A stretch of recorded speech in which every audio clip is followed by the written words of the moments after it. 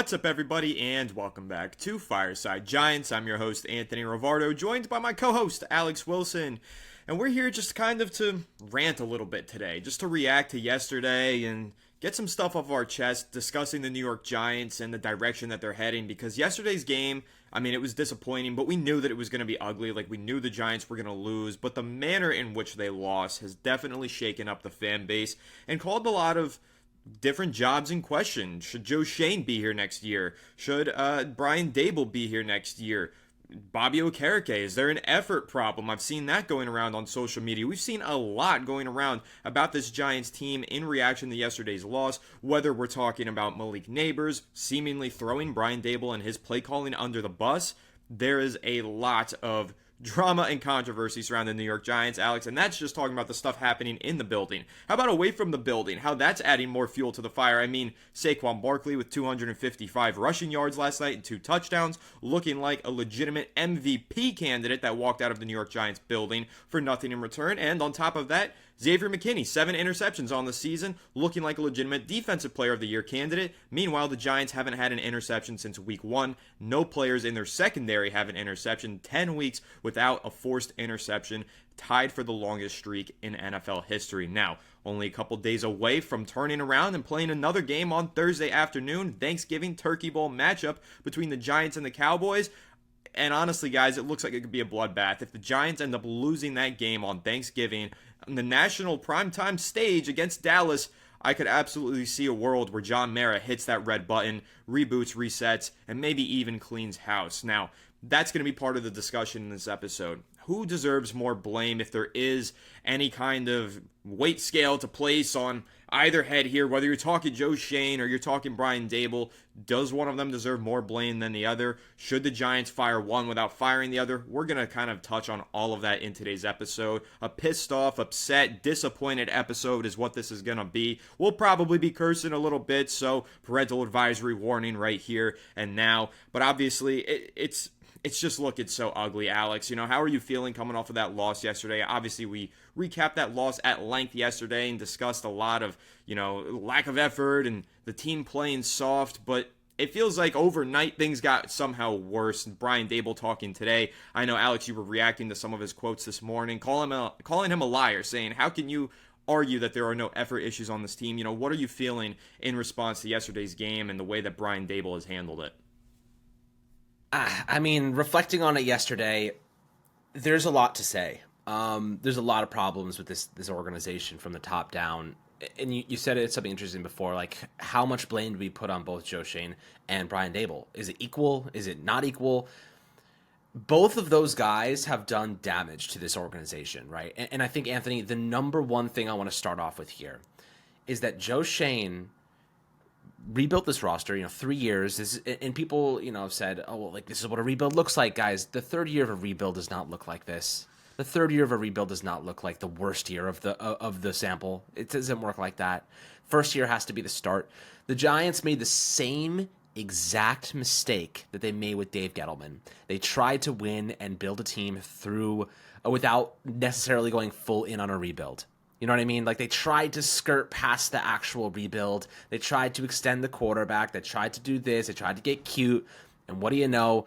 They once again avoided the full-scale rebuild. He rebuilt the team, but he made the most catastrophic mistakes you can make. And look, we're not paid to make these decisions. All we can do is react and hope to predict what the right outcome will be.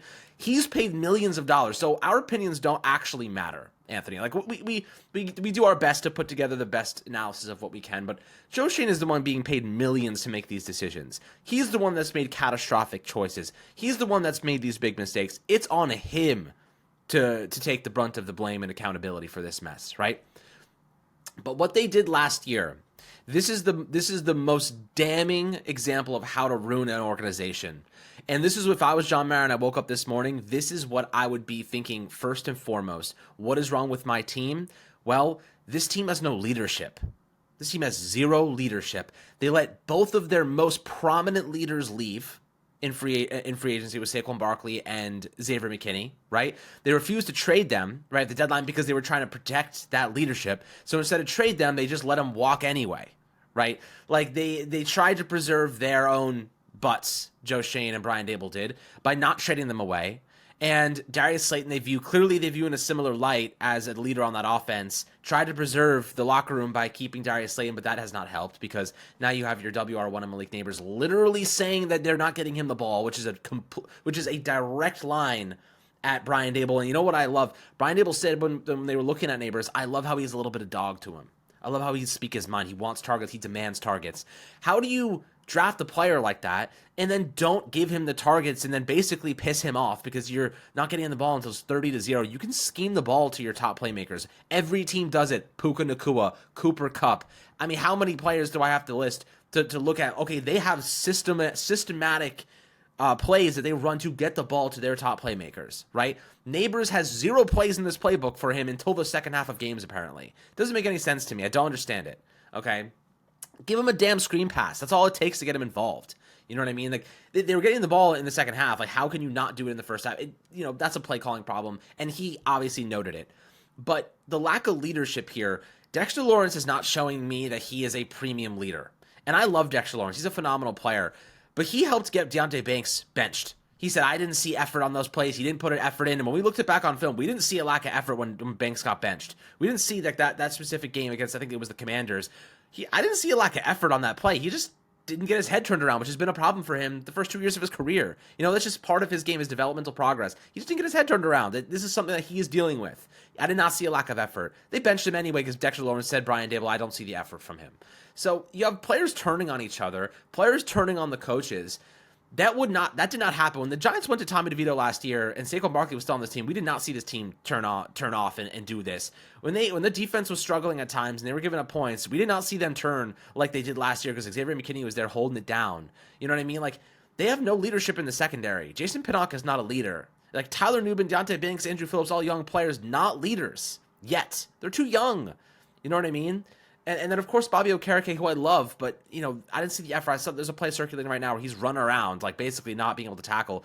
I think Okereke is a great player. I think he's in a system that does not maximize his strengths like that he was last year.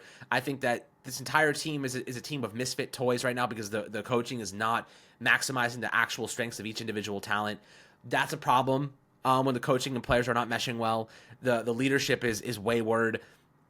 I just don't see how Brian Dable survives this. There's no way that you watch your locker room deteriorate the way it has. There's no way. And then Daniel Jones was the last leader of the bunch, the guy that at least had respect from the players, and they caught him, which I think was necessary. The way they did it, I disagree with. In ways that they went about doing that. I think they could have eased him out. They could have done a much more efficient transition instead of just going cold turkey, bam, bam, gone, cut, practice team safety. Like, they could have been a little bit better with the way they operated in terms of benching and cutting him, but it is what it is. It was going to happen no matter what. They were going to have to face the fire at some point. But the problem is, Anthony, they faced the fire without their primary leaders. They faced the fire without the guys that could help them survive that decision. They did it with no leaders in that locker room. And look what's happening. It's a complete devastation. And Brian Dable cannot survive this, and I don't think Joe Shane survives it either. I think that Joe Shane deserves more criticism from fans than what he's currently receiving. I think that Brian Dable is getting scapegoated like all New York Giants head coaches seem to be scapegoated. Like, when you look at what's happened to this team in the past, we've seen so many times where the head coach basically takes the fall for a general manager handing him over a shitty roster. And I think that's happening once again, and I don't think that it's fair to Brian Dable. And that's not me saying that Brian Dable has done an excellent job. That's not me saying that he is some superstar coach. He's definitely made his mistakes. He's definitely done a poor job this season. But you know what? In 2022, Alex, he was the head coach of the year for a reason. He was an excellent coach that year, and that's not even debatable. He maximized a bad roster and willed them into the postseason. And I think he did the same thing in 2023, maximizing a bad roster and willing them to wins down the stretch. I mean, he was down to his third-string quarterback, Tommy DeVito, who nobody had ever heard of. And because of Brian Dable, his coaching, he turned Tommy DeVito into an overnight sensation who's still in the NFL and otherwise wouldn't be if not for Brian Dable's excellent coaching down the stretch of the 2023 season, putting his players in position to succeed and pick up a few wins. Now, ultimately, in the long run, it hurt the Giants because it hurt their draft pick and moved them down the board, but at the end of the day, the Giants still made decisions with those draft picks and made decisions this offseason as a result of those last 2 years, and those decisions were made by general manager Joe Schoen. Decisions to let players walk out of the locker room, like Xavier McKinney, like Saquon Barkley. Decisions to pass up on a quarterback at number 6 and take Malik Nabers. Nabers is excellent. He's going to be a wide receiver 1 in this NFL for a very long time. However, the Giants don't have a quarterback, and as a result, they are spiraling out of control. Now, I disagree with you, Alex, on the handling of the Daniel Jones release. I think they handled it the right way. Actually, I think they were exemplary in the way that they should have handled that. I don't feel bad. I don't feel like they wronged him in any way. He asked for his release, and they granted his wishes. That is the way that should have went down. Handling it the wrong way would have been holding him hostage until the offseason so that they could save a few extra dollars or whatever the hell. But he asked for his release. They granted his wish.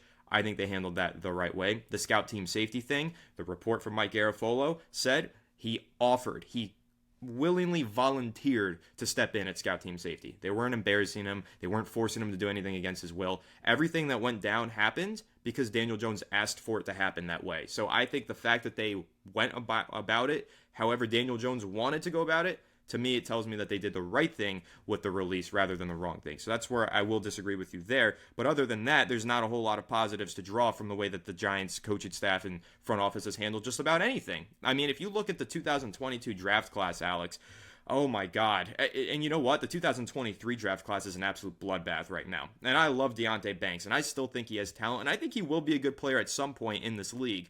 I just don't think it's going to happen with the New York Giants. And that's something that we've seen far too often. Players who look awful in the Giants systems, who just can't seem to turn the corner, and then they go elsewhere, Alex, and bing, bang, boom. All of a sudden, top player at their position, right? We see it all the time. We see Giants players get retread, sent to other teams, and then they have their breakout campaigns. Then they become reliable year-to-year starters. We've seen it so many times. So, you know what? We might rag on a guy like John Michael Schmitz, Alex, because he's been playing like crap ever since he was drafted. But JMS on another team might just be a Pro Bowler for all we know. I'm not so sure. And I feel that way about all of these guys because it seems like the Giants just don't know how to, A, evaluate their talent, and B, utilize their talent. I believe that there are talented players on this roster. I don't think that it's the best roster in the NFL by any stretch of an imagination. However, I think a lot of these players are underperforming relative to where their talent is. And I think that has a lot to do with coaching and with leadership. Something that's not talked about enough, Alex, is the fact that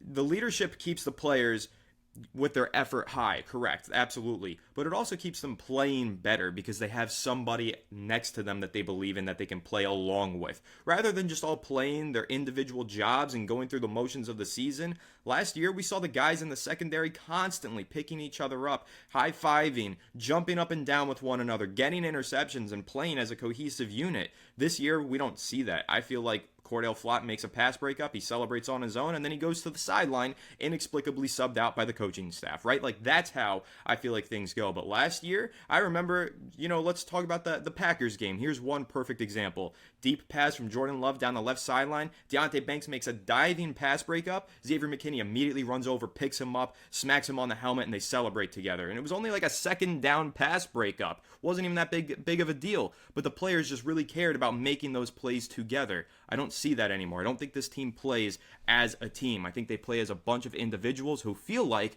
they're being held hostage in a shitty organization. And honestly, they are. This organization has been so damaging to nearly every single player that stepped into it over the last 10 years or so. Yeah, we've had some guys develop and turn into stars. Andrew Thomas developed excellently. He's turned into one of the better offensive tackles in the NFL when he's healthy. Dexter Lawrence is one of the best players in the NFL. Absolutely, that's true. But how about all of the guys who stepped in and got better once they left this place? Saquon Barkley, Xavier McKinney, Ben Bredeson, John Feliciano, B.J. Hill. I can name even the most obscure players that you guys probably haven't thought about in the last 5 years that went left, became a solid starter elsewhere. There was that one pass rusher that went to the Lions. Khalif Raymond stuck around with the Lions forever as a solid special teamer. Meanwhile, when he was here, we had the worst special teams in freaking football. So I don't know how that happens. How every single time the Giants let a guy go, they get better elsewhere. Whether you want to chalk that up to coaching, I really think at the end of the day, though, Alex, it's not just a coaching thing. It's just a misevaluation of the talent from the front office.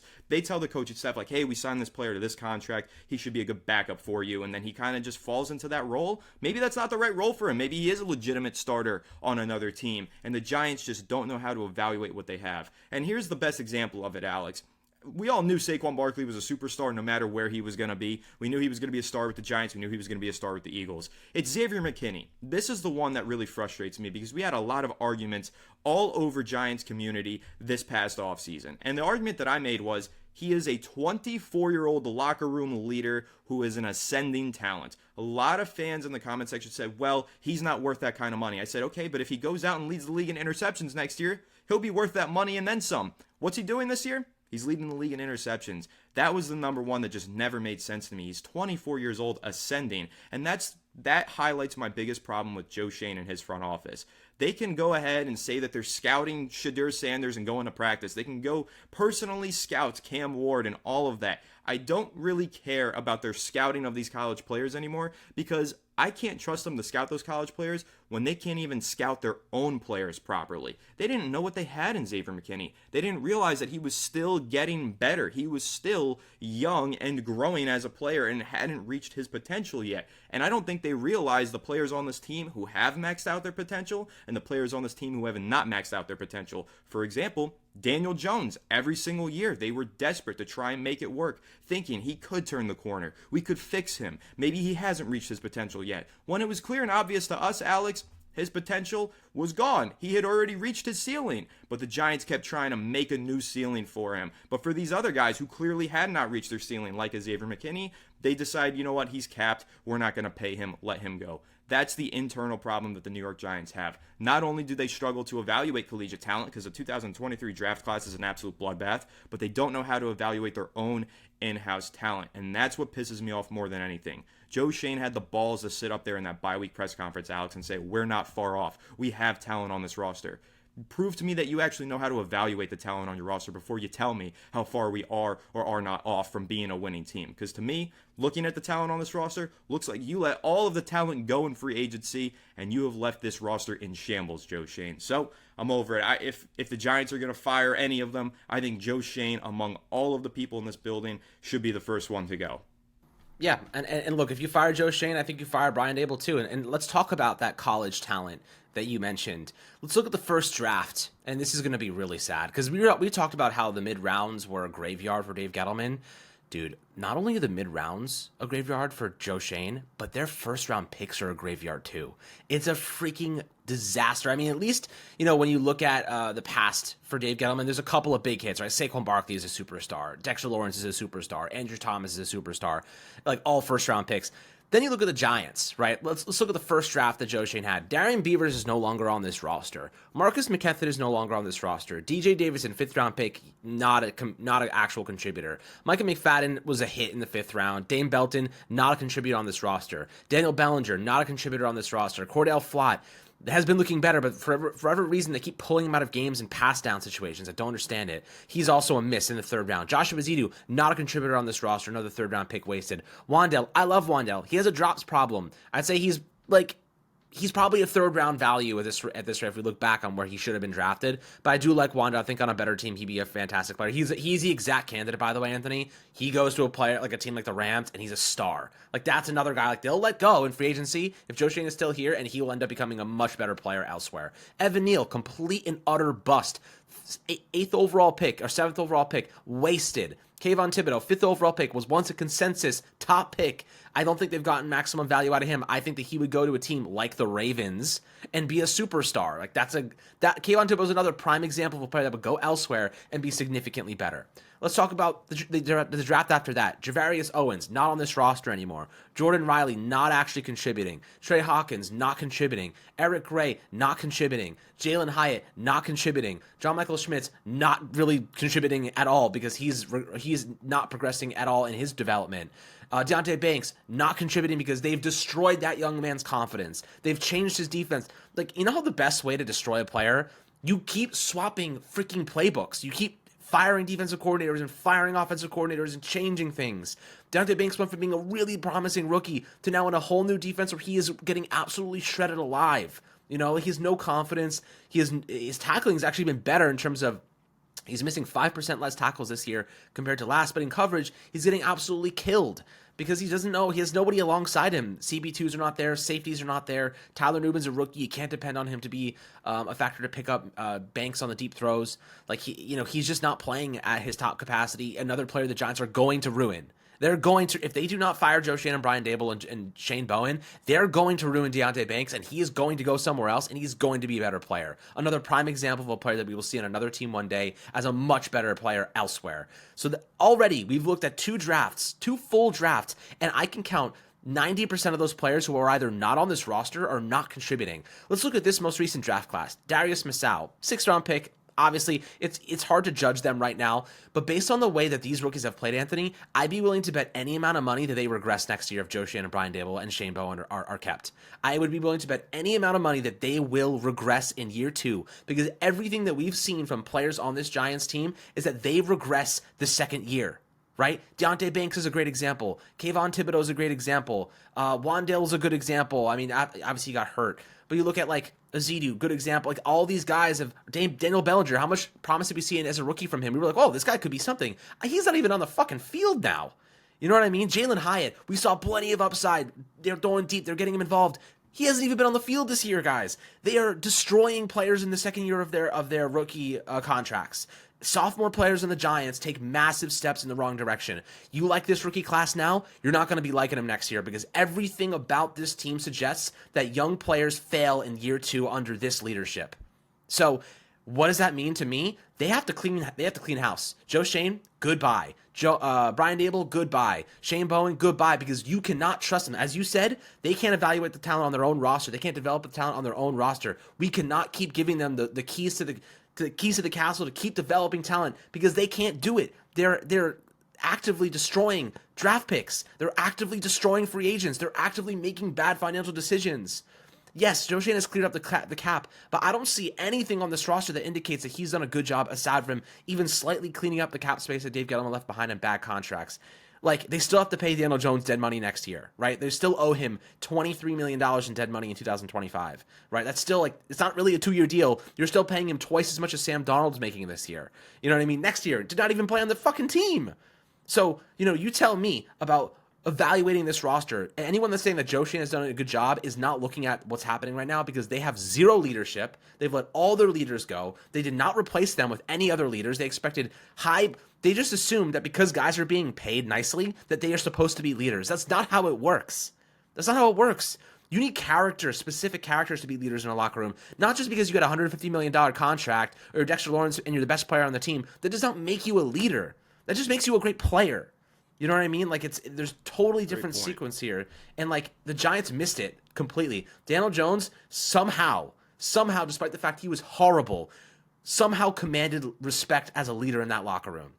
And I'll give him credit for that. He was a leader in that locker room, and it's very clear now this team just turned on the coaching staff. This team just turned on the front office.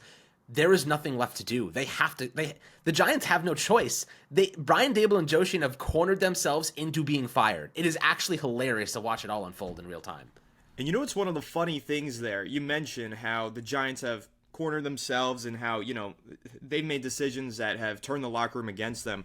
It's funny enough because you make a great point in saying Daniel Jones was one of those leaders that they had that was sticking around and keeping the locker room united. But Alex, at the same time, the contract that they gave to Daniel Jones fractured the locker room. Remember back to when Daniel Jones got that deal, Saquon Barkley, as a result, got franchise tagged. That fractured the locker room. The locker room felt like Saquon Barkley should have been paid on a long-term extension. Players were upset. Kayvon Thibodeau publicly said on a podcast that he was upset about that he felt like Saquon Barkley deserved the contract more than Daniel Jones. So it's true, paying him kept a leader around for another 2 years in Daniel Jones, or another year and a half, rather. However, paying him also fractured the locker room because it caused other players to get passed over. Now, that also trickled down into last offseason when they decided officially to let Saquon Barkley go. Why did they have to let Saquon Barkley go, Alex? Because they had the 7th highest cap hit in the NFL allocated to a backup level quarterback in Daniel Jones. $47 million cap hit this past season, Alex. That clears the Saquon Barkley, Xavier McKinney contract, and then some.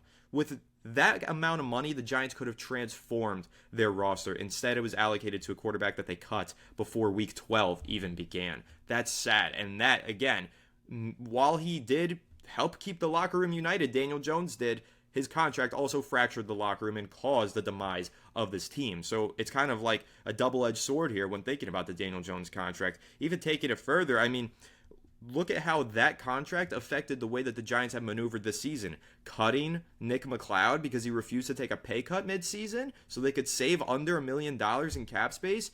You guys think the locker room just let that go? No, they're all pissed off and upset about that, as they've been pissed off and upset about all of these business decisions that Joe Schoen has made disregarding the locker room leaders. You're right, Alex. Just because a player is the highest paid and the best player on the team does not mean he is a true leader. The Giants didn't understand that it was Saquon Barkley and Xavier McKinney holding that locker room together. Those were their leaders. Sometimes players get paid and then they become leaders. Sometimes you have to pay a player at a undervalued position because they are the leader. And that was the argument for Saquon, and that was the argument for McKinney. If you were going to pay those guys, it wasn't because he was a star running back or a star safety. It was because he was a star leader who also happened to play running back and happened to play safety. I get it, positional value is a thing, but for the safety position, I think there is value in that, especially when that safety is the glue that holds your entire secondary together. The running back position, you probably don't pay it. And Alex, we were advocates of letting Saquon go. I think it's fair to say that I was wrong. They should have extended him because he was that important to this team, and not just as a running back, but as a locker room leader and captain. Yeah. It was so important to keep him because of that. And honestly, yeah, like I said, I was wrong. They should have extended him, but it was because of the locker room leadership that both of those guys deserve to get paid. It was, and listen, we were both advocates. Let's make it apparent. Like, we were both advocates of letting Saquon Barkley go because of the positional value. But one thing that we said, like, over and over again on the offseason, and we said it, I mean, how many times did we say it? Months. We were saying the same thing. The Giants have to go get a veteran, experienced cornerback badly that could lead that unit, that could be a rock in that unit. We begged for it. We were like, this secondary is going to be horrible, and they have been. Because they don't have a veteran leader. They went and got a Dory Jackson. I was like, they have to because they have no other choice now. They waited too long. Like, there was nobody else on the market to sign. You know what I mean? Like, they had to go get somebody, and they waited way too long until it was the preseason. And now the guy that they had playing CB2 all training camp is not even on the roster anymore, guys. Nick McLeod isn't even on this team right now, and he was playing CB2 all freaking training camp. I mean, listen, here's the thing. Here's what I think the path forward looks like for the Giants. Dallas is going to beat our asses with Cooper Rush at quarterback on Thanksgiving. This team has given up. They don't look like they have even a lick of pride left in them. They're going to get their asses handed to them. Most likely. If it doesn't happen, I'd be very surprised. But if that happens, John Mara is not going to handle that. John Mara can look the other way against the Buccaneers. John Mara can't look the other way against the Dallas Cowboys. You know what I mean? Like, if they get blown out and it's ugly and it's that type of effort again on Thanksgiving, I don't think Brian Daboll and Joe Schoen make it the rest of the season. You know, that's just similar. That's just, we've seen this story before. We've seen how it's unfolded. John Mara is going to react. He's going to freak out and he's going to react and he's going to fire them. Because and John Mara, like, listen, he's not the best owner, but one thing that we can say about John Mara is he loves this team. And he's a fan almost, like he's reactionary just like us sometimes, and he will do shit like that. He will fire them mid-season if it comes to that. I don't think he'll let them play this out because the longer that he lets Brian Daboll and Joe Schoen manage this team, the further the more distrust the players are going to have in the front office, right? They have to flip the page, and John Mara has to now protect his players because John Mara and Joe Schoen are going to be gone at the end of the season, most likely at this point. Like, I don't see how they stay. And at this point, you have to protect the players from themselves. You have to protect the players from the coaching staff and further degradation of this situation, because if they let it keep getting out of hand, they're going to see your best players start to demand trades. That's where we're headed toward. Mm-hmm.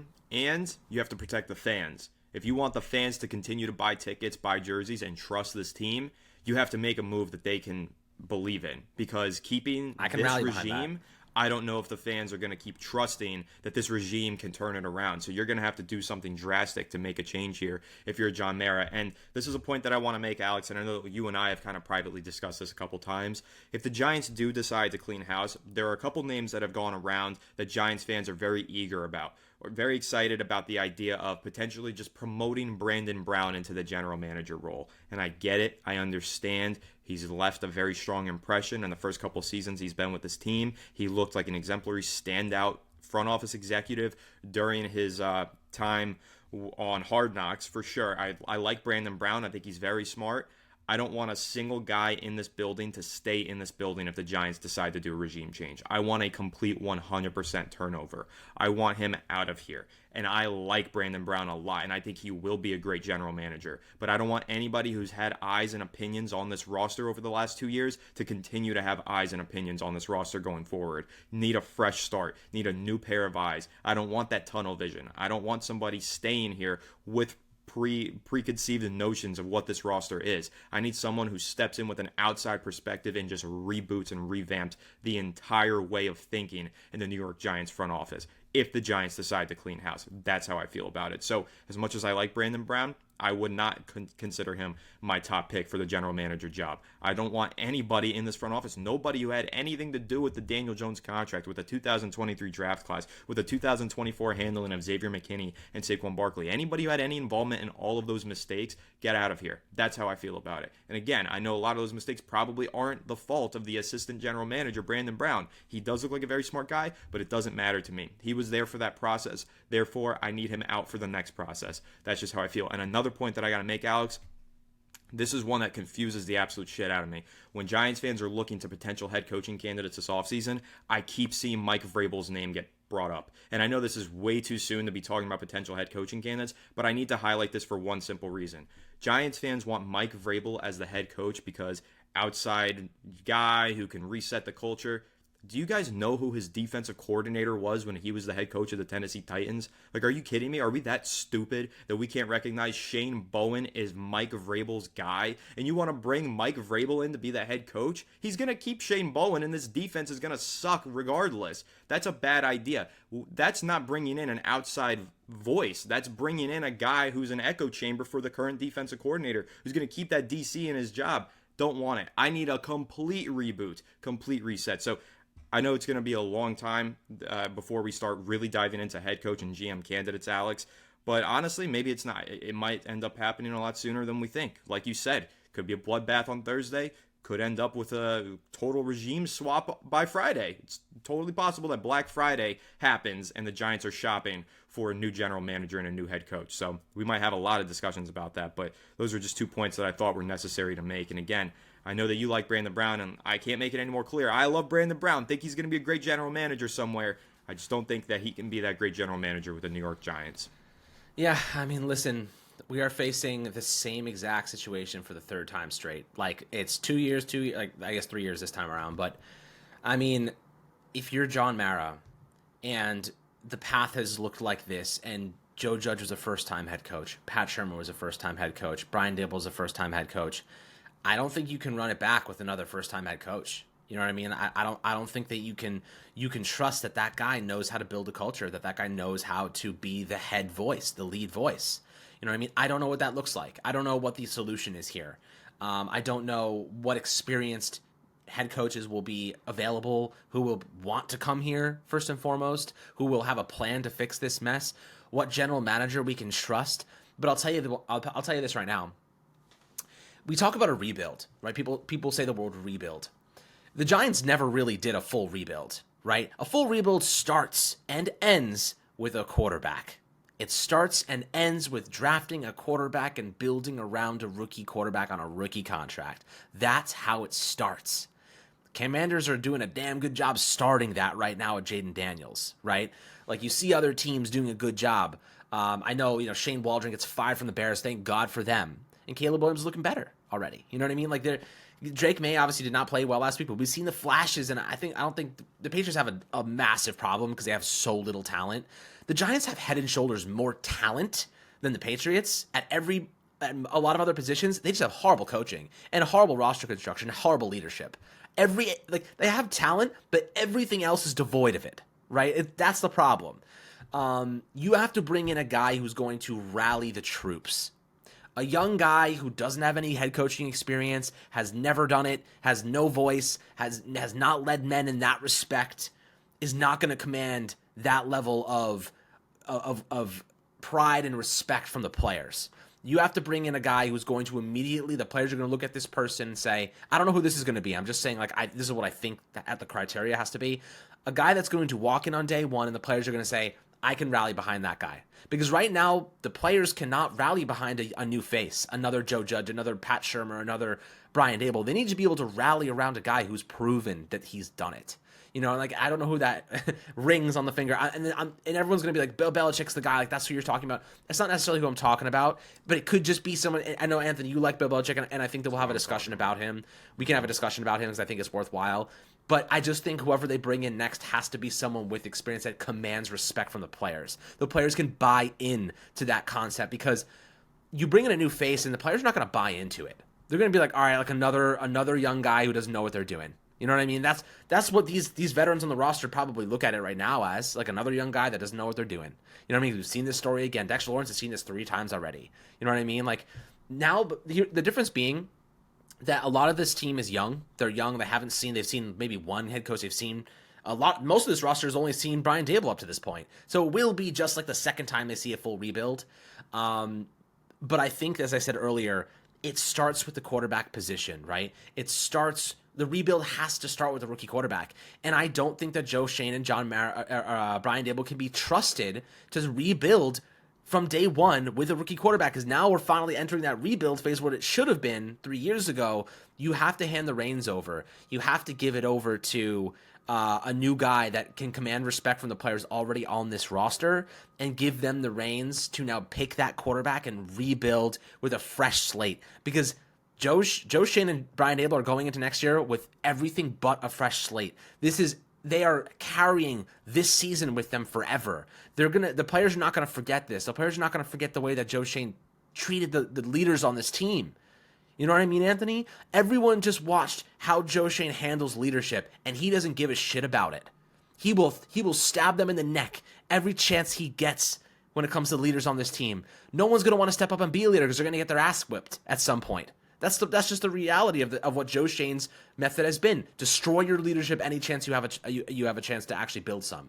So if I'm John Mara and I'm watching Joe Schoen and how he's destroyed the leadership on this team, Brian Dable, how he's blatantly just dancing around the obvious problems in the locker room right now, and I get he's trying to save face protected, but he's taking no accountability. He's just blatantly lying. Like, I'd respect him if he was like, look, that team, what we did yesterday, that was a team effort. We got to fix that, man. We got to go out there, like, do a Campbell and just be like, that was bullshit. Like, we are better than that. Instead, he came out and said to our faces, I saw effort on that field. I saw hard work. I don't like being lied to anymore, dude. I respect you taking accountability. It's our jobs to get the most out of these guys. We're failing them. Take accountability, man. We can all see that you're failing. But lying to us blatantly and saying that there was effort on that football field yesterday, that doesn't sit right with me. Yeah, I get it. And I don't blame you. I mean, it shouldn't sit right with anybody the way that the Giants performed yesterday and the way that the team has responded to that performance. I mean, even just the fact that the players are being so vocal against themselves. Like, we have players subtweeting each other, basically, like calling each other out without saying names. You hate to see that. That just shows you what a disastrous state the locker room is in, and it indicates the way that this season is heading. It's barreling towards a massive collapse and unfolding of the entire front office and the way that this organization is ran. And I'll leave it at this, Alex. You kind of alluded to it. I do have my unpopular opinion for the offseason set in stone already, and it is the fact that I think that Bill Belichick would fix this. I think that he is the guy to hire, and I'm not gonna expand on that too much just yet. I think we could do probably a full episode discussing that, and that's probably later on when we see whether or not Belichick actually wants to come here, whether or not he's going to be coach in 2025. These are all conversations that we're going to have over the next few months. We also need to know whether or not Brian Dable is going to get fired because, again, vote of confidence is out there. Potentially he does stick around, so we'll see. It'll be a long conversation over the next couple months, but I will just say, I think, when we're looking at a guy who resets the culture and gets rid of all the bullshit and nonsense and stands up to John Mara and stands up to this guy and that guy and gets the team to buy in, I don't know how better to get them to buy in than 6 rings on your fingers. So that's just where I'm at with it. But again, we'll have more conversations about that. It's going to be really interesting. All I know, though, Alex, as we look ahead to Thursday, I'm looking ahead to my turkey. I'm not looking ahead to this goddamn Giants game. I'm not even going to pay much attention to that shit. I just already know It's going to be a bad game. Giants are going to lose, and we're going to have to deal with the fallout of it on Black Friday. We're going to have to talk about who stays and who goes. And, that's just the nature of the beast. That's where we are as the Giants fan base. That's where we are as an organization. It's looking uglier than ever, I would argue. Alex, that's the sad part. We think we hit rock bottom. Then we get to rock bottom again. And hey, now we're at a new rock bottom. How the fuck does this keep happening? I don't get it. That SpongeBob episode where he's at the bottom of the cliff and it's like Yes. one fish and it has one eye. And I'm like, this is the bottom. It doesn't get worse than this. Like the locker room imploding the way it has. That was the last straw. Like John Mara just watched his players turn on the coaches and the general manager after benching and then cutting Daniel Jones. Like there is no coming back from this. The whole team, the whole player personnel, they don't respect Joe Schoen or Brian Daboll anymore. Like it is evident by the way neighbors calling out Brian Daboll. And you want to know the thing, Anthony, is that there is no leaders in there to rein in those voices. Neighbors just threw Brian Daboll under the bus, and there's nobody there to say yo, you can't do that. They're the coaches and the players are letting each other do it. You know what I mean? Dexter Lawrence is talking shit. Like Kayvon's saying it's this. Like do they have neighbors captains on offense? No. Andrew Thomas is out for the year, and Daniel Jones is cut. They have no captains. They don't even have a captain on offense. No, they have no leaders, dude. There's nobody even taking the coaches can't even stop them from shitting on them anymore. The players are not even helping each other. Darius Slayton's checked out, dude. Haven't heard him talk in weeks. You know what I mean? Like yesterday, and he did not have anything nice to say. He threw the whole team under the bus. Yeah, right, exactly. So, they cut his buddy. You're watching in real time the worst situation. I don't even remember the Joe Schoen era or Pat Shermer eras looking like this level of explosion in the locker room. I've never seen this before for the Giants. I don't think I've ever seen this level of incompetency, this level of mutiny. The only thing that I can remember is when Eli Apple and Landon Collins were publicly beefing with each other. But that was during the Ben McAdoo era. Yes. And those two guys were... Landon Collins actually had a leg to stand on. Eli Apple was just an absolute fool. He's not even in the league anymore, for God's sakes. Hey, that's a Los Angeles Charger legend right there. Yeah. Legend maybe... maybe a stretch. Being sarcastic. Of course. But you get what I'm saying. That was two guys. They were beefing with each other. They had problems. It ended up going away. But we're watching players throw each other on the bus on both sides of the field right now. And it's this is the worst I've ever seen it from a locker room perspective. And they can't rein it in. There's no coaches in there helping these guys stay the course. And Brian Daboll's out here telling us practices have been looking good. We know that's a lie. We know that's bullshit. Because there's no way that practices look good and then you go out and look like that on a Sunday afternoon. You know what I mean? There's just simply no way. Simply impossible. So, at the moment, there is a very large chance that both Joe Schoen and Brian Daboll are gone. If they lose to Dallas and they get blown out on Thanksgiving, we're going to see catastrophic levels of failure. Anyone thinking that Joe Schoen and Brian Daboll are safe right now, I would change your opinion because you're watching something that we didn't even see with Joe Schoen, or rather Joe Judge or Pat Shermer happen. Whole team turning on them. Whole team, they're saying whatever they want. No one's being held accountable. There's no consequences for anything people say anymore. This is a professional organization. Your rookie receiver is throwing your head coach under the bus. This is what you sign up for, man. When you go out and draft winning players and you deliver a losing environment, this is what happens. And they have to turn the page. They have to the whole full scale changes have to come because they cannot go into this next season, this off season with a quarterback in our sights with a Cam Ward or a Shedeur Sanders, and you cannot draft them knowing that all the players hate management already. You can't do it. It's impossible. You cannot do it. If John Mara goes down this path, it is going to end up in absolute devastation. I'd be willing to bet any amount of money on it. I'm with you. You just sparked a memory for me. Somehow the Giants are more dysfunctional now than they were when Mark Colombo beat the shit out of Joe Judge. Do you remember that? How have we gotten to a worse state than Wink did it to freaking Wink was throwing shit at Brian Daboll. We've already seen it with Brian Daboll. We've already seen the explosions happen internally, and then him going and Wink's talking shit, pulling. We've already seen it happen with Brian Daboll. You know what I mean? I don't, and like you said earlier, I don't necessarily think that Brian Daboll's a bad coach. I think similar to what we've seen with good players on this team that have regressed, we've seen the exact same thing happen with Brian Daboll. Started out really good and has regressed significantly. You know what I mean? He's almost so has his roster. So is his roster. Look, the drafting, the development of the players, the overturning of coaching, the overturning of play calling. Like, I mean, guys, we've seen 2 different defensive coordinators, we've seen transitions on offense. We've seen coaches leave, transitions of coaching staff. Like, these faces are all brand new. Shane Bowen didn't even know Brian Daboll when he was going into the season. He was a brand new face that you brought in with no chemistry, no relationship to fix the defense. And he was option like 6. He was option 6, dude. This team, they can't command any respect. Like, Brian Daboll and Joe Shane literally got the worst possible option on defensive coordinator they could find because he couldn't find another job elsewhere. They got the worst possible solution.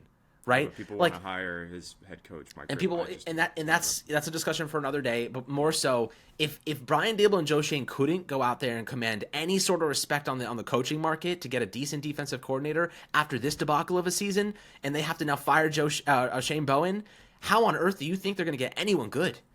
I guarantee you half this coaching staff leaves in the offseason. Mike Kafka's gone. Running backs coach are probably gone. Like, half this team is going to leave on the coaching staff. And they're going to go have success elsewhere. Look at Bobby Johnson having success with Washington right now. And he was horrible last year somehow. Like, how does that make sense?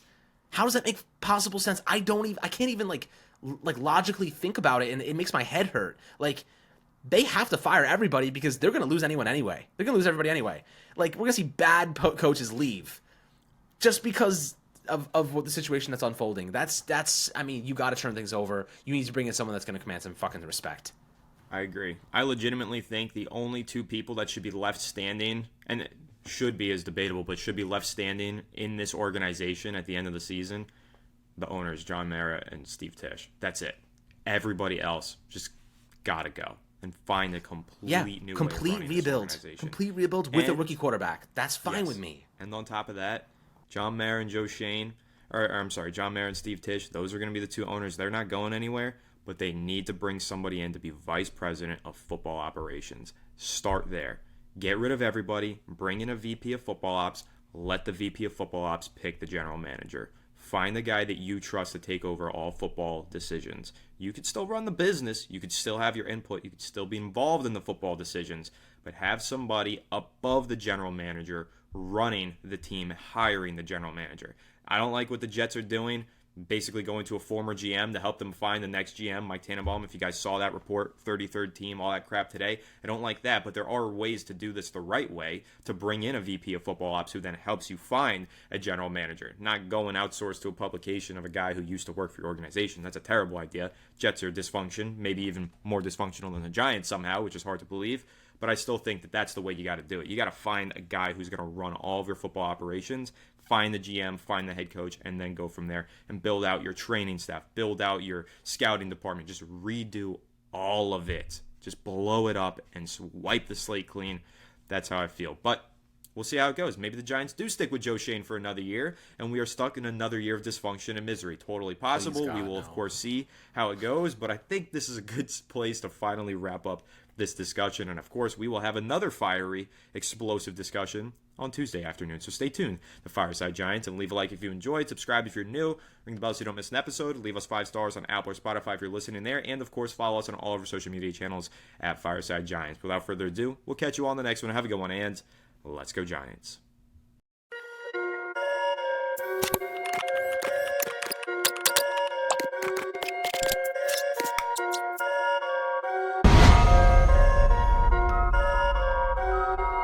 Perfect.